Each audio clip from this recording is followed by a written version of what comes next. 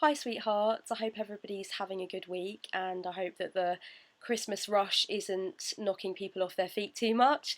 And for all the pagans amongst you, I hope that you are feeling prepared to celebrate Yule, however you celebrate it, and just hope that you're feeling festive and in the mood for the winter solstice.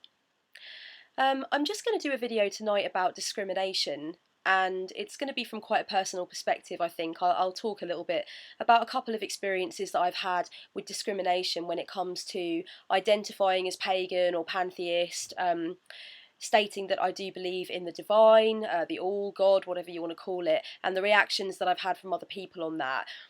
And I will just say before I begin that most of my friends are atheists. And this has never been something that's been problematic in any way.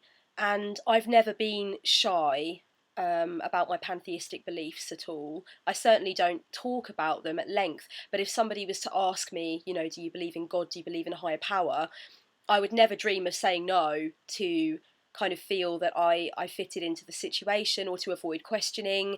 I think that can be a dangerous road to go down where we start to sort of put ourselves back in the closet, or we feel that believing in a higher power says something about us and we need to kind of hide that away. I don't really think that's necessarily productive. So, and also I do think that with pantheism in particular, and if you don't know what I mean by pantheism, obviously check it out online, the definition. But if you want something a little bit more wholesome, you can refer to my pantheism series on YouTube. Pantheism and atheism, I feel, are actually quite closely related cousins in many ways. I do feel a great deal of similarity with the worldviews of the average atheist that I know. I think that pantheism and atheism have sometimes only a very thin line between them, because I do think that there are many atheists who revere and admire and are in awe of the world, everything within the world, and they feel that there's an interconnectedness between them and everything else, or there's a power that runs through everything, that is everything, and there's nothing beyond it, however you want to see it. Those pantheistic beliefs, they do kind of come up when I'm having deep or profound discussions about life and love and laundry with atheists. So even though we do identify ourselves with different monikers and we put ourselves in different boxes, I don't really feel that there's that much between us. It's only when atheism becomes very militant and very aggressive, and it's almost as though people are trying to kind of evangelize and, force their atheism onto other people who do profess some kind of spiritual leaning, that I think it can become dangerous and weirdly dogmatic, which is kind of what atheism is supposed to stand against in a lot of ways. So I do find it strange that I have, in some circles and online, certainly on some forums and in discussions and such, witnessed a kind of fervently evangelical atheism, which I find quite uncomfortable and a little bit at odds with what being an atheist represents, at least in my mind. So there is that, and I do think that if you were to look at how many people in our culture, and certainly in my age group, do identify as atheist and do sometimes get quite passionate about that standpoint, particularly when they discuss the negativity that comes with established religion, that kind of thing.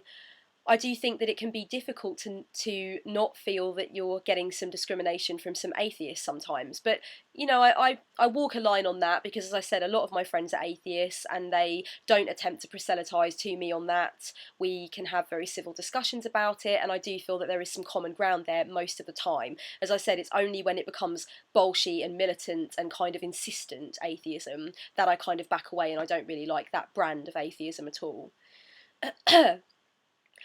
So thinking about discrimination, first off, I'd say that as soon as you come out of the broom closet, whether it's just to family and friends or whether it's also to your social circle or your work colleagues, whatever it is, or even if you just consider coming out of the broom closet to be, coming out online in the first instance, you are opening yourselves up in a way to some forms of discrimination or some kind of harsh criticisms, people taking your beliefs personally, or people trying to coerce or persuade you in a different direction. So coming out of the broom closet, that's why we make such a big deal out of it in paganism and with witchcraft, but also if you look at the wider spiritual community talking about whether or not we're open about being spiritualists, that's why such a big deal is made of it, because we are allowing ourselves to be vulnerable to the opinions of others and the perspectives of others. And sometimes I think discrimination can be kind of mixed up or misinterpreted with concern and curiosity.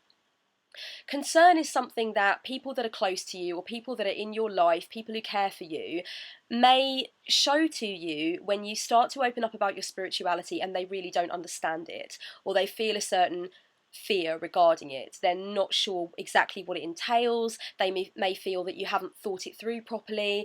They may feel, if they have their own spiritual standpoint, that your spiritual standpoint may be spiritually damaging, and they want to get you sort of onto the right track. Or maybe sometimes when you explain yourself to somebody when it comes to your spiritual standpoint, alarm bells kind of ring. And I don't feel that this is necessarily the same as discrimination, although it's very easy, particularly with the pagans amongst us, it's very easy for us to feel immediately that we need to assert ourselves and we need to defend our position, because discrimination is so rife and there are a lot of misconceptions about paganism and about witchcraft and so on. So I do think sometimes when concern is prominent with somebody who loves you, who's close to you, somebody that you've spoken to about your spirituality maybe for the first time, and they've kind of come back at you with a lot of sort of warnings and maybe trying to urge you to reconsider, I don't necessarily think that's discrimination. I think it comes from a place of fear.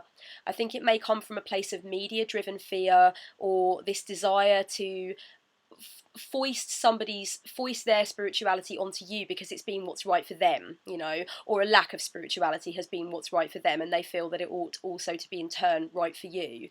And I think that that is unfortunate, and it's uncomfortable, and it's irritating, but I don't necessarily think it's discrimination. I do think that concern can come from a place of love, and I think the best thing to do when it comes to concern from loved ones, friends, whoever it is, a partner, is to respond with openness and willingness to communicate. Because I think that's the way your spirituality gets good press, and that's the way you get to be able to defend and stand by it through your own actions as a spiritualist, you know.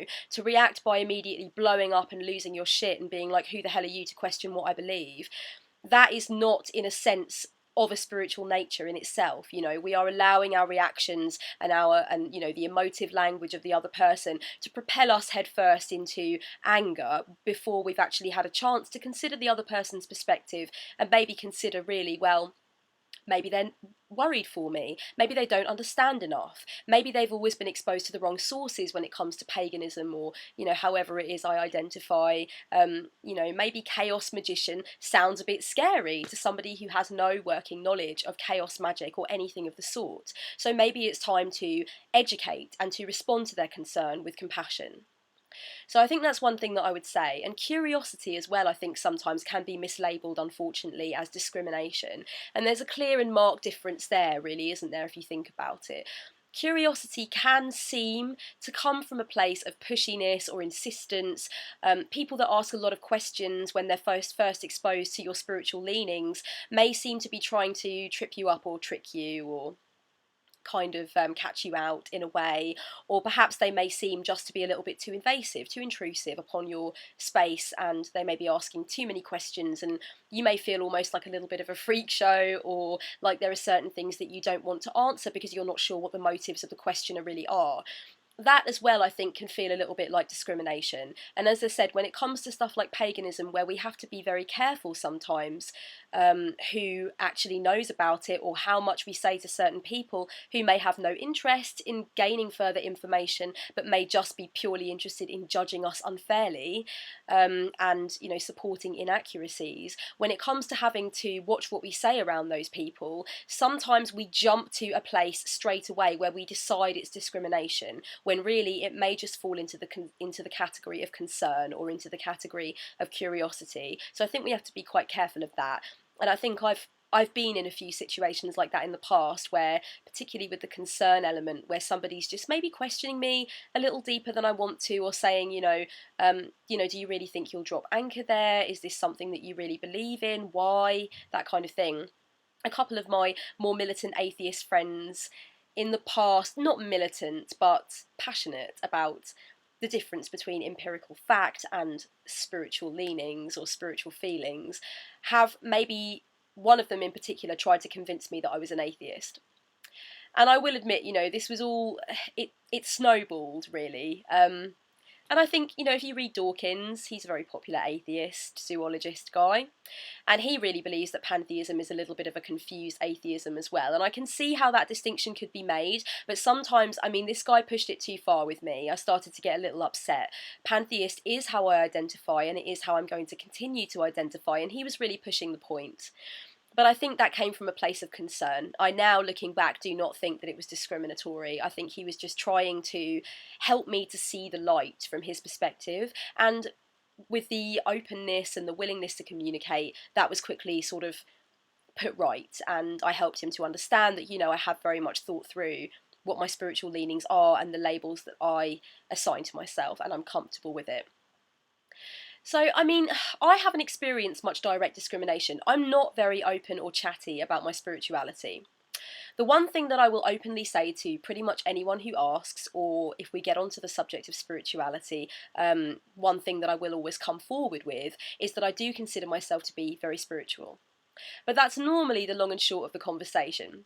And amongst my friends, quite a few of my friends know that I identify as a pantheist pagan, or a pagan. It depends what word I fancy using at the time, but they understand that I identify as something.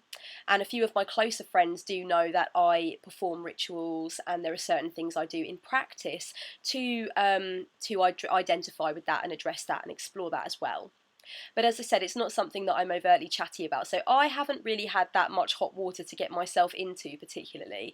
And I'm very careful as well when it comes to things like work colleagues and sort of the wider social circle acquaintances, people that really do not need to know. I'm not very flashy about it, and I never really have been. And I know that a few people have gotten themselves into difficulty when they've been so eager to come forward and discuss their spirituality, and that's a really wonderful thing. In a lot of ways, it comes from a very pure place. It's a place of pure intention. It's just because of the love you feel for your spirituality, and you don't see why you should have to hide it. And all that is well and good, but I think, you know, you can also stand to be a little bit savvy when it comes to avoiding unnecessary discrimination, or just simply not giving uneducated or overtly judgmental people the chance to judge you.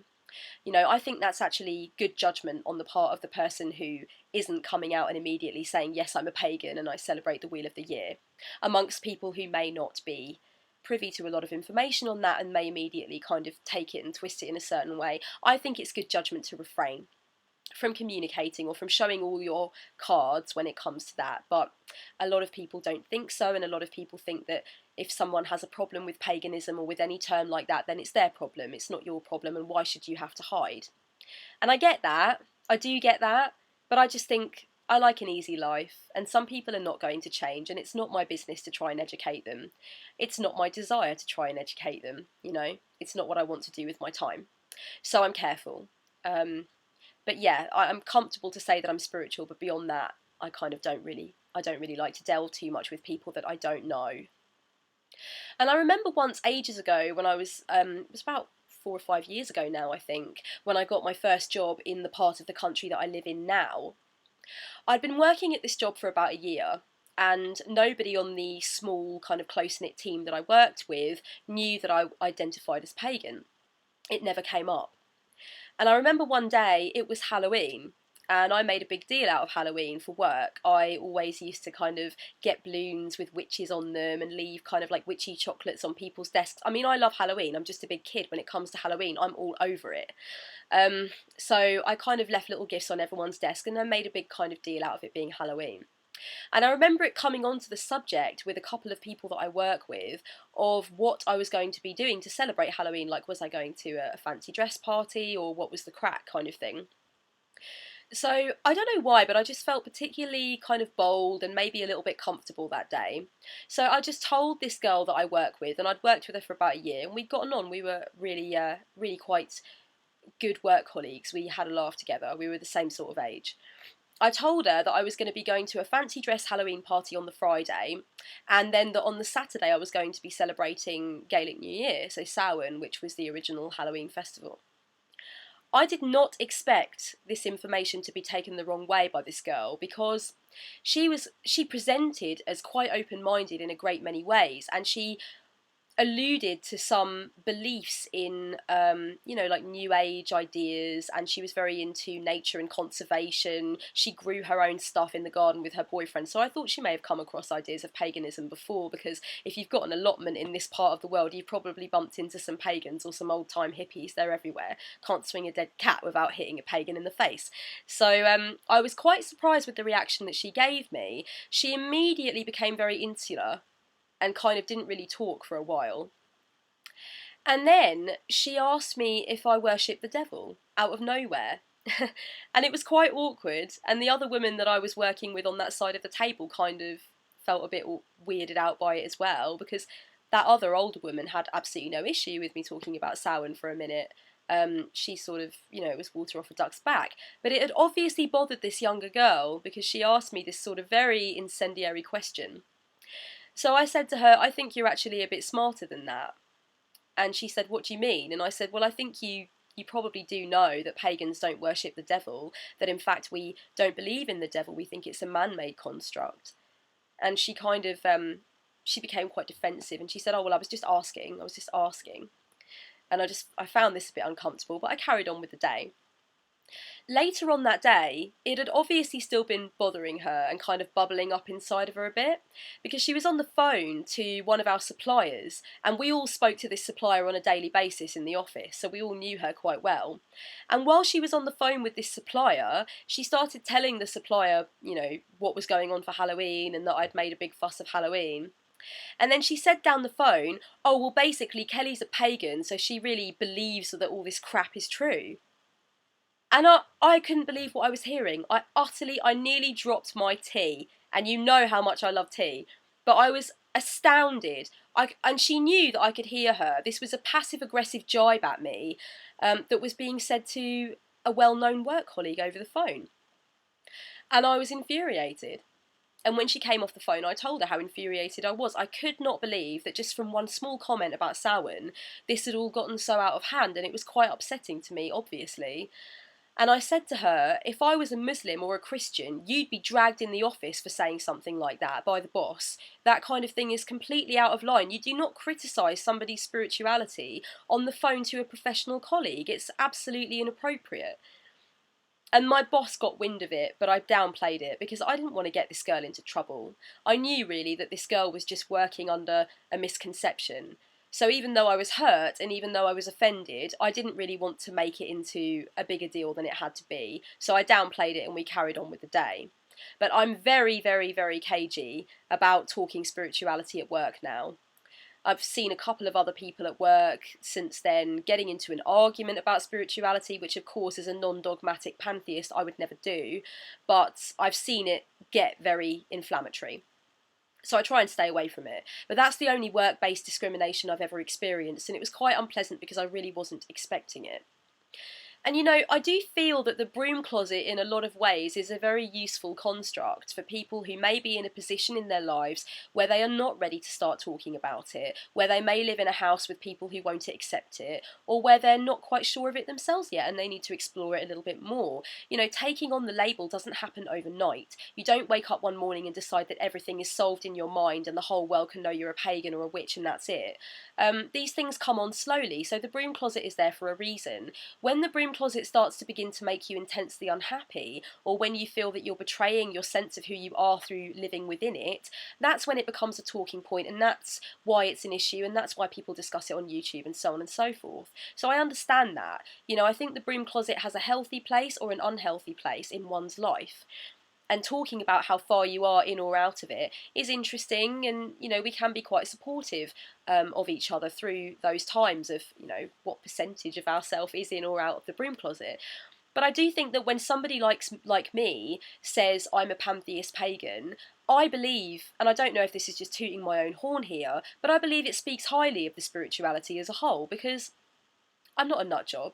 I don't crucify babies. I don't talk down to other people about their religions, and I'm certainly not dogmatic, and I'm none of those things, I keep my spirituality very much to myself. I believe it's a personal pathway, and I don't think it needs to be shared with everybody. If people want to discuss it, I'll discuss it to the extent that I feel comfortable for the circumstances I'm in.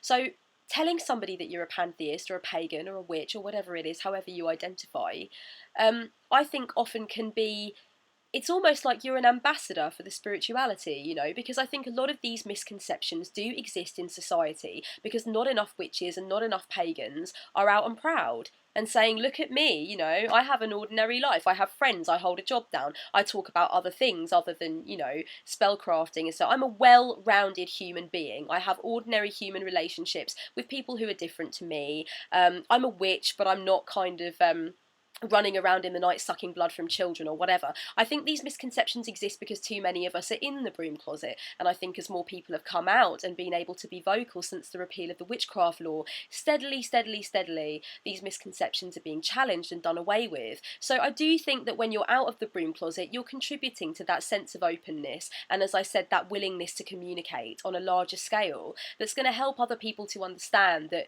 you know, you're not a crazy devil lady because you identify as a witch or a pagan. Sorry, devil man as well. Apologies to the boys. So, you know, in that sense, I do like the fact that I'm not completely under the radar and it's not completely under my hat, but I will say that experiences like that one, which left me feeling quite angry and actually a little bit shaken, do kind of make me reassess, and I have been a little bit more careful since then, because as I said, I've never been overtly vocal, and then the one time I do think, oh, I'm okay here, I'm amongst nice colleagues that I've known for a while, I think they know me well enough to know that if I celebrate Samhain can't be a bad thing, and then, you know, this whole mess of crap blew up, so I'm careful, you know, one never knows what one thinks about words like paganism, stuff like that. Also, I will say lastly, I experienced a level of discrimination earlier this year that was so unbelievable that it was almost insurmountable to my mind at the time. It was really quite shocking. And I'm going to talk about it a little bit here, and I don't want to go on about it too long because a lot of people won't be interested in this. But there is a guy called David Icke, and he is, for those of you who don't know, a conspiracy theorist, or in his terms, a free thinker. He talks about the 9/11 conspiracy, he talks about government conspiracies, he's very vocal about the monetary system and how it's designed to enslave and disempower us as human beings. I've never been a fan of David Icke. I don't own any of his books. I learned very, very little about him, really. I knew who he was, and I knew that he was getting quite a following as a result of certain socio-economic factors and people kind of waking up to certain facts or whatever, and certain factions of society are quite into him, like political activists in some areas, some pockets of the New Age community, I suppose. But a lot of people think that some of the things he says are quite outrageous and have no evidence to back them up, and I'm one of those people. When it comes to his views about the monetary system and stuff, I'm right on board. But some of the other things he says are completely not backed up by any empirical evidence whatsoever and are coming straight out of this guy's fantasy world. And I don't like that. That bothers me a lot. When somebody is trying to take on a serious platform and they're talking about things like black magic and devil worship being very high up in the government, and people sacrificing children to prolong their vampiric or reptilian lives because they're from these ancient bloodlines, you know, George Bush is an alien, the Queen's a lizard, this kind of thing I cannot be doing with. That's just me. So anyway, I ended up going to see David Icke, even though I don't own any of his literature and I'm not really a fan per se. My boyfriend had tickets, and my boyfriend, when he was at university, was quite interested in reading Icke and kind of exploring these more extreme theories that are more based on kind of, I don't know, the intuition that there's good and evil and that kind of thing. He grew out of it really by the time we went to see David Icke, but we still decided to go. I mean, I like to remain completely open-minded, and he'd filled Wembley Arena, so I was quite interested to see this guy who was basically an outcast in the 70s and 80s for talking about what he was talking about, now has quite a large platform, so we went to see what it was like. And the first part of the talk was quite good. It talked about how we're all connected and how things like the monetary system and the enslavement of working the 9 to 5 and materialism is kind of making us forget this, and how we're all spiritual beings having a human experience, that kind of thing. And that was all well and well and fine with me. That was fine. Then in the second part of the talk, things started to get a little bit... he started going the way that I don't enjoy, talking about these big, big concepts about child abuse being systemic because the lifeblood of children supports people that are really reptilians, talking about the royal family really not being human and being covered in scales underneath their skin, and it was just getting a bit ridiculous, really. And I kind of sort of zoned out after a while. He started to talk about society and how society is becoming dangerously enamoured with ideas like death and evil and things. He started to really attack some quite harmless literary creations and films. Like, he started to attack the Twilight trilogy, Harry Potter. He's got a real thing against Harry Potter. He thinks that the worship of things like witchcraft and devilment and evil and people being nasty to each other is all part of the sickness that society as a whole is undergoing, and that we need to free ourselves from the chains of the tyranny of being interested in witches. And this was where I started to get a little bit uncomfortable. Then he was getting the crowd into this crescendo, and I was feeling really uncomfortable with this. It was very much like a cult of personality. This guy really had no evidence to back up a lot of the things he was saying.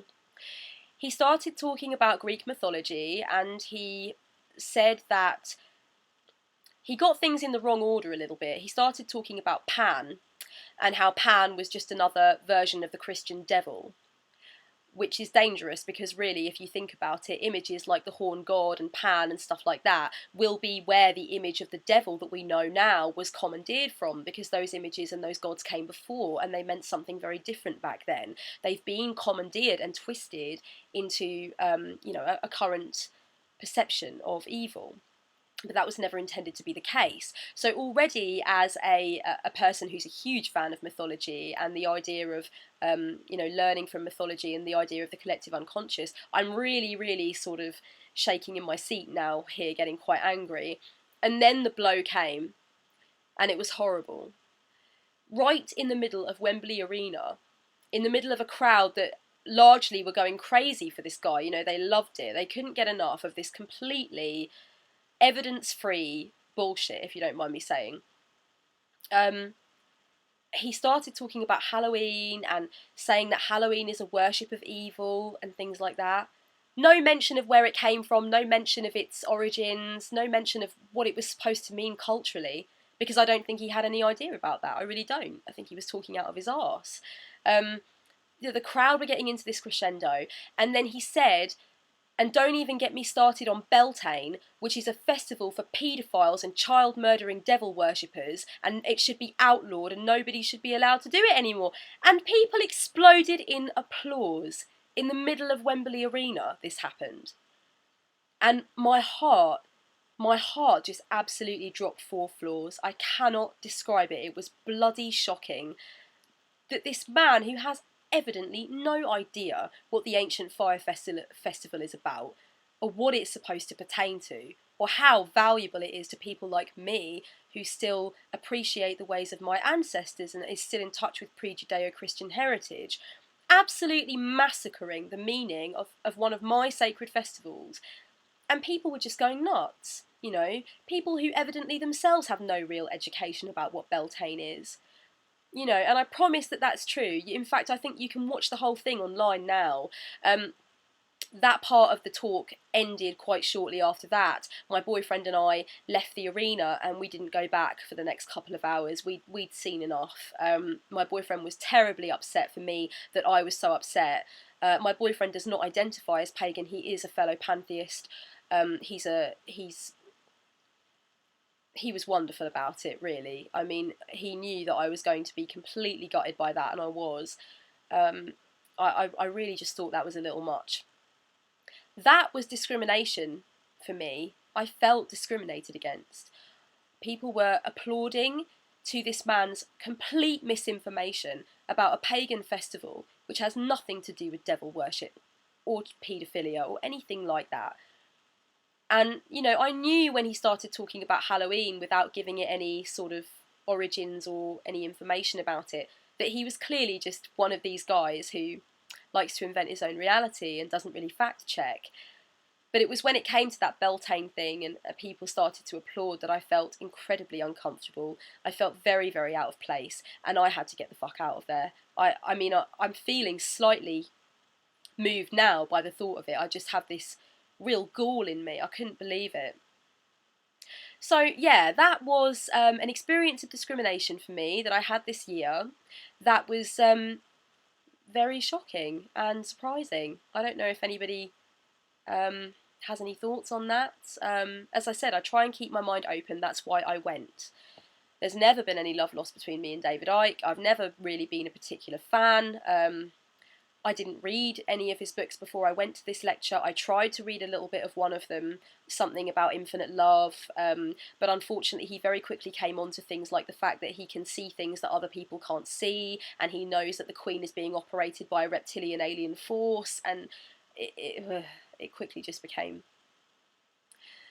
I got thrown into this man's fantasy perception of the world, and I just think if you're going to consider yourself a serious free thinker, a serious conspiracy theorist, somebody who really challenges the system, talk about things that we can relate to, that we can understand, talk about how to stop our enslavement, how to address it, how to explore it. Don't just say, oh, a psychic told me I could see dark matter and now I know the Queen's an alien robot. I think that's not constructive, even if it is true. And if it was true, he'd have some evidence to back it up. That might seem hypocritical coming from somebody who believes in the divine, but I'm not on a platform at Wembley Arena trying to convince other people to swallow that. That is, as I said, a personal path. I'm not charging 50 quid a ticket for other people to listen to how I feel about the world and the laws of the universe. This guy is, so I think that's dangerous. I think it's dangerous that a man can fill Wembley Arena and talk about Beltane like it's a get-together for paedophiles and head cases. That, to me, is terrifying as a pagan, as a contemporary pagan. So I just thought I'd let you guys know about that. That was a particularly shocking kind of discrimination. And if anyone's got any VRs to do or any comments to leave about their own experiences on discrimination, do let me know. And I'm off for now. Tea and Tarot is going to be back before Christmas. I definitely will do at least one episode before Christmas, so stay tuned for that. And I have been blogging like crazy. Do check out the blog. I'm having really great fun with it. I've done quite a few posts for Christmas/Yule, and there's a spirituality post on there. There's a bit of a long essay about me as well. So enjoy the blog, and yeah, have a good evidence-based, comfortably factual, non-pseudo-fantastical life. Love you all.